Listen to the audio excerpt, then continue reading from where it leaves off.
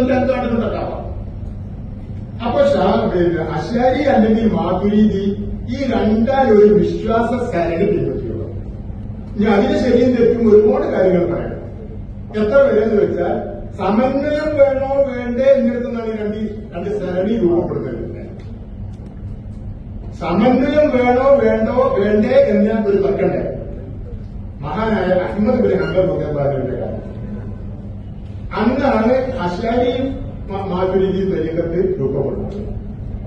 ഈ സമന്വയം വേണ്ട എന്നായിരുന്നു അഹ്മദ് ബിൻ ഹംബൽ റളിയല്ലാഹുവിന്റെ വിഷയം.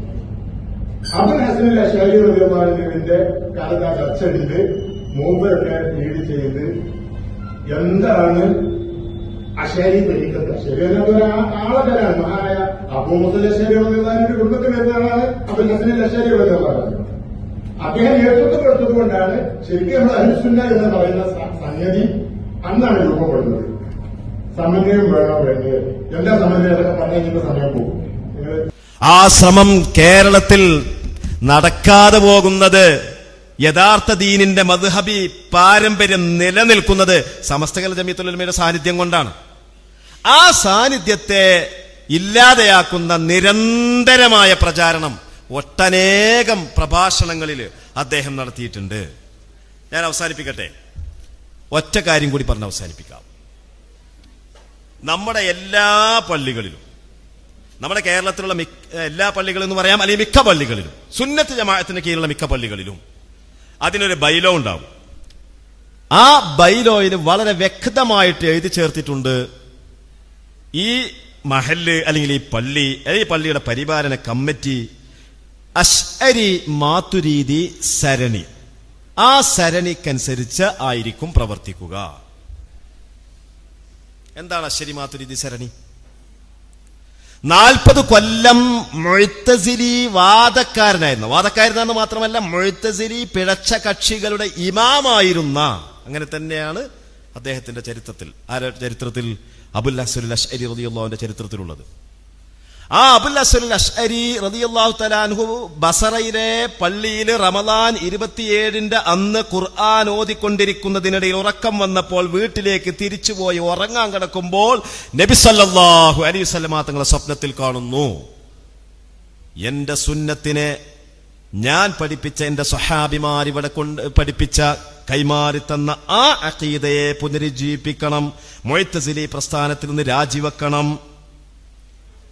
ബഹുമാനപ്പെട്ടവർ റസൂലുള്ളാഹിന്റെ സ്വപ്നത്തിലുള്ള നിർദ്ദേശം കേട്ടുകൊണ്ട് പള്ളിയിൽ പോയിട്ട് മിമ്പർമൽ കയറിയിട്ട് കുപ്പായം അഴിച്ച് ജനങ്ങളിലേക്ക് എറിഞ്ഞുകൊണ്ട് പറഞ്ഞു, 40 കൊല്ലത്തെ മുഅ്തസിലി കുപ്പായം ഞാനിതാ വലിച്ചെറിഞ്ഞിരിക്കുന്നു. ഞാൻ അള്ളാഹുവിന്റെ റസൂലിന്റെയും പരിശുദ്ധ സ്വഹാബത്തിന്റെയും അഖീദകളെ സമാഹരിക്കുന്നു, അതിനെ സമർത്ഥിക്കുന്നു, അതിനെ സമുദായത്തിന് സമർപ്പിക്കുന്നു. അങ്ങനെയാണ് അശ്ശരി സരണി ഉണ്ടായത്. അതാണ് അശ്ശരി സരണി. പക്ഷേ ഈ അശ്അരി സരണിയെ വികലമായിട്ട് ലോകത്ത് പരിചയപ്പെടുത്തുകയും കേരളത്തിൽ തന്നെ മലയാളത്തിൽ പരിചയപ്പെടുത്തിക്കൊണ്ടിരിക്കുന്നത് ആരാണ്? വഹാബികളാണ്. അബ്ദുൽ ഖാദിർ മൗലവി, കണ്ണൂർ അബ്ദുൽ ഖാദിർ മൗലവിയുടെ അത്തൗഹീദ് എന്ന പുസ്തകം മുതൽ KP മുഹമ്മദ് ബിൻ അഹമ്മദിന്റെ പുസ്തകങ്ങൾ പരിശോധിച്ചു നോക്കൂ. മറ്റു പുസ്തകങ്ങളിലൊക്കെ അശ്അരി സരണി എന്ന് നമ്മുടെ ബൈലോകളിൽ നമ്മൾ ചേർക്കുന്ന ആ അശ്അരി മാതുരീദി സരണി എന്ന് പറയുന്നത് അത് മദ്ഹബിന്റെ ഇമാമുകൾ, വിശിഷ്യ അഹ്മദ് ബിൻ ഹംബൽ റളിയല്ലാഹു തആല അൻഹുമായിട്ട് ഏറ്റുമുട്ടി ഉണ്ടായതാണ് എന്നാണ് എഴുതിയിട്ടുള്ളത്. അങ്ങനെയാണ് അവരൊക്കെ എഴുതുന്നത്. കുന്നീദ് മദനിയുടെ പുസ്തകത്തിലും വായിച്ചത് ഓർക്കുകയാണ്. ഇവിടെയുള്ള ജമാഅത്ത് മുജാഹിദുകൾ നമ്മുടെ അശ്അരി മാതുരീദി സരണി അത് നബിയുടെയും സഹാബത്തിന്റെയും മാർഗമല്ല എന്ന് വരുത്തി തീർക്കാൻ വേണ്ടി അവരുണ്ടാക്കിയ ഒരു വാദമാണ്. ഇത് സലഫുകളായ ഇമാമുകളോട്, പ്രത്യേകിച്ച് ഇമാമു സുന്ന അഹ്മദ് ബിൻ ഹംബൽ റളിയല്ലാഹു തആല അൻഹുവിനോട് ഏറ്റുമുട്ടി ഉണ്ടായതാണ് എന്നുള്ള വാദം. ഈ വാദം ഹക്കീം ഫൈസി ഉന്നയിക്കുകയാണ്. പിന്നെ എങ്ങനെയാണ് ഇത് സമസ്തത്തിന് അംഗീകരിക്കാൻ പറ്റുക? സമസ്തയിൽ എങ്ങനെയാണ് അദ്ദേഹത്തിന് പ്രവർത്തിക്കാൻ കഴിയുക? നോക്കൂ, ഞാൻ അദ്ദേഹത്തിന്റെ അദ്ദേഹത്തിന്റെ വാക്കുകൾ ഇവിടെ പറയുകയാണ്. അദ്ദേഹത്തിന്റെ ഒരു പ്രസംഗത്തിൽ പറയുന്നു, പൊതുവെ നമ്മുടെ പള്ളികൾ വഖഫ് ചെയ്യുമ്പോൾ അശ്അരി മാതുരീദി എന്നീ രണ്ടാലൊരു ത്വരീഖത്ത് പ്രകാരമായിരിക്കണം അതിന്റെ പ്രവർത്തനങ്ങൾ എന്ന് എഴുതി വെച്ചിട്ടുണ്ട്. എന്താണ് അശ്അരി ത്വരീഖത്ത് എന്ന് ആലോചിക്കുന്നത് ഉചിതമാണ്. നമ്മുടെ ഇന്നത്തെ സാഹചര്യത്തിൽ പറഞ്ഞാൽ അശ്അരി തരീഖത്ത് എന്നത് സമന്വയ രീതി എന്നാണ് അർത്ഥം.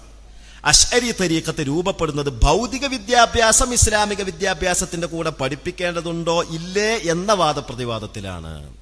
അതാത്ര അശ്അരി തരീഖത്ത്. സുന്നത്യമായത്തിന്റെ അടിത്തറ തന്നെ മാന്താണ്. ഇതാണോ അപ്പൊ നിങ്ങൾ കമ്മിറ്റിക്കാരെ എഴുതി വെക്കണ അശ്അരി തരീഖത്ത് എന്ന് ഒരാൾ നമ്മളോട് ചോദിച്ചാൽ എന്താ പിന്നെ സമസ്തക്കാർക്ക് മറുപടി പറയാനുണ്ടാകുക? നോക്കൂ നിങ്ങൾ, അഹ്മദ് ബിൻ ഹംബൽ റളിയല്ലാഹു തആല അൻഹു ഉൾപ്പെടെയുള്ളവർ ദീനീ വിദ്യാഭ്യാസം അതിന്റെ തനത് സോഴ്സിൽ നിന്ന് എങ്ങനെയാണോ കിട്ടുന്നത് അങ്ങനെ മാത്രം പഠിപ്പിച്ചാൽ മതി എന്ന് സിദ്ധാന്തിച്ചു. ഗ്രീക്ക് തത്വശാസ്ത്ര പ്രകാരം ഇസ്ലാമിന്റെ വിശ്വാസ പ്രമാണങ്ങളെ ബലപ്പെടുത്തുന്നത് നല്ലതാണ് എന്ന് അബുൽ ഹസൻ അശ്അരി ഉൾപ്പെടെയുള്ളവർ പറഞ്ഞു. ഖുർആൻ സൃഷ്ടിവാദത്തിന്റെ പശ്ചാത്തലത്തിലാണ് ഇത് ഉയർന്നു വന്നത്. ഹംബലി മദ്ഹബ് ഒരു മദ്ഹബ് മാത്രമല്ല, ഒരു തരീഖത്ത് കൂടിയാണ്. ഹംബലി തരീഖത്തിന്റെ വാദവും അശ്അരി തരീഖത്തിന്റെ വാദവും തമ്മിൽ അന്ന് ഏറ്റുമുട്ടലുകൾ നടന്നു.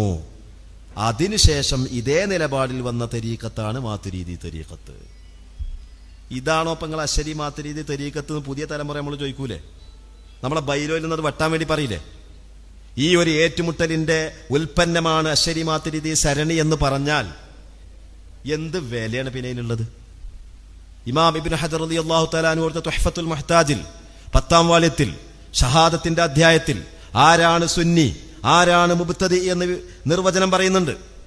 ആ നിർവചനത്തിൽ ബഹുമാനപ്പെട്ടവർ പറയുന്നുണ്ട്, അശ്അരി മാതുരീദി ഇമാമിന്റെ അനുയായ വൃന്ദത്തെ പറ്റിയാണ് അഹ്ലുസുന്നത്തി വൽ ജമാഅ എന്ന് പറയുന്നത് എന്ന് പറയുന്നുണ്ട്.